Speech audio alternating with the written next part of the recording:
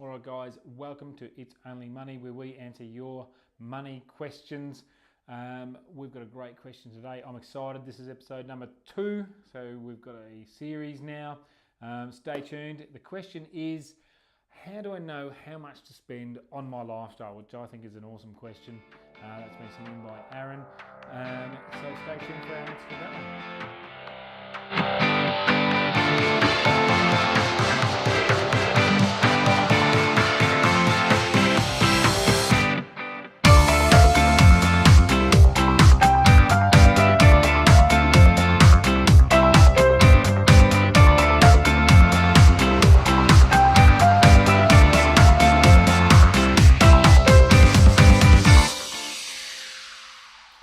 Okay, so the question today from Aaron is, how do I know how much to spend on my lifestyle? So I think there's a couple of questions in that.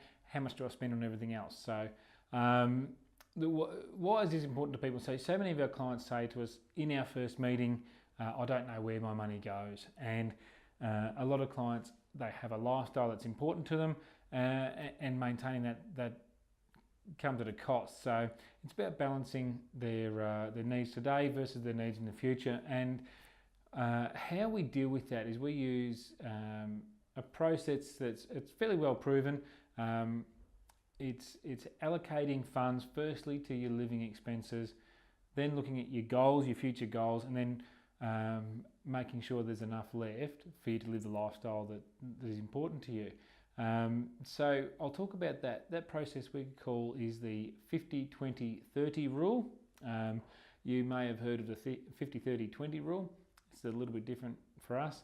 We just prioritise our goals. So the 50 refers to 50% of your income. So if you take your take-home pay, 50% of that should be allocated to your living expenses. These are the fixed costs that you can't avoid in order to give yourself accommodation, transport, utilities. So whether it's your home loan or your rent, make sure living expenses covers your accommodation. So the other thing is transport, so getting to and from work, getting around, so buying a car or paying for petrol, parking, those sort of things. They're living expenses, things you can't avoid.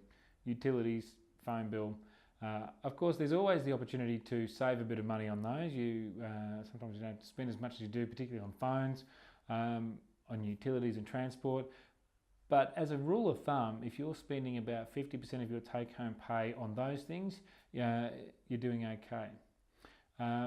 The 20 refers to later. So put 20% of your income away to your goals. So if that's a saving goal, saving for a deposit on a house, saving for a holiday, or putting towards your debt, putting to superannuation, putting to your retirement, if you put 20% away, you're doing well. So that leaves us with 30. That's your lifestyle.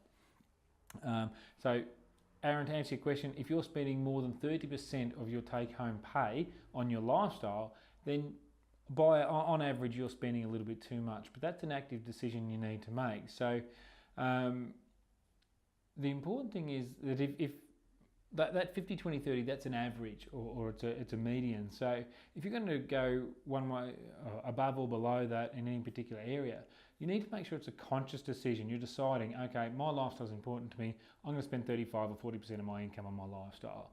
As long as you're aware that that's what you're doing and you know what you're sacrificing, okay, I want to wear nicer clothes, therefore I'll rent a cheaper apartment, whatever it is. As long as it's a conscious, active decision that you've made with information at your disposal, then that's fine. If you're just spending on whatever you want and not thinking about it, then that's where you're going to have problems down the track, and you're going to find yourself on a bit of a merry-go-round, and you're going to be asking yourself that question that a lot of our clients ask us, or the thing that people say to us when we first meet them is, I don't know where my money goes. We don't really care what you spend it on, as long as you know where it's going and you've decided that's an on-purpose decision. So what we recommend for our clients is make sure you track your expenses. Know where it goes. Know where your money goes. And if you make the decision, my lifestyle is more important than my lifestyle later on, that's fine. But make sure it's an active decision. We like to set up for our clients what we call a spending plan. Other people would call it a budget, but a budget sounds a little bit like a diet, right? No one likes to go on a diet because that's about what you're not going to eat. Well, a budget is about what you're not going to spend.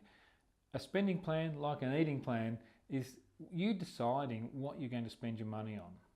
And what we usually ask people to do is write down what they think they spend on things, and then we grab a month of their transactions from their bank account and say, okay, this is what you actually spend. And then we make a decision from there to put a spending plan in place. So if you like going out for dinner with your friends and you decide, okay, I'm going to spend $200 a week on that, that's fine. Then you've decided that, you can track that, you can say, am I spending more or less than that? If the situation comes that you're going to spend more than $200 a week on dinner with your friends, you've spent your $200, get a phone call to a friend, hey, let's go out for dinner. You can make that decision, yeah, let's go, but I know I'm going to have to take that money from somewhere else. So using that rule of thumb, 50 for living expenses, 20 for later, and 30 for lifestyle, then that's a good rule of thumb to start with. But certainly our advice usually is understand where your money goes, track your spending, and put a spending plan in place. In the links below, I'll put a spreadsheet that we sort of use for our clients that helps people allocate where their spending goes, and it'll divide it into those three categories: 50% living, 20% later, and 30% for lifestyle. And that'll be a good start to getting your spending plan in place. As usual, if you've got a question, shoot it through to us, info@assetlab.com.au, and we're very happy to answer your questions.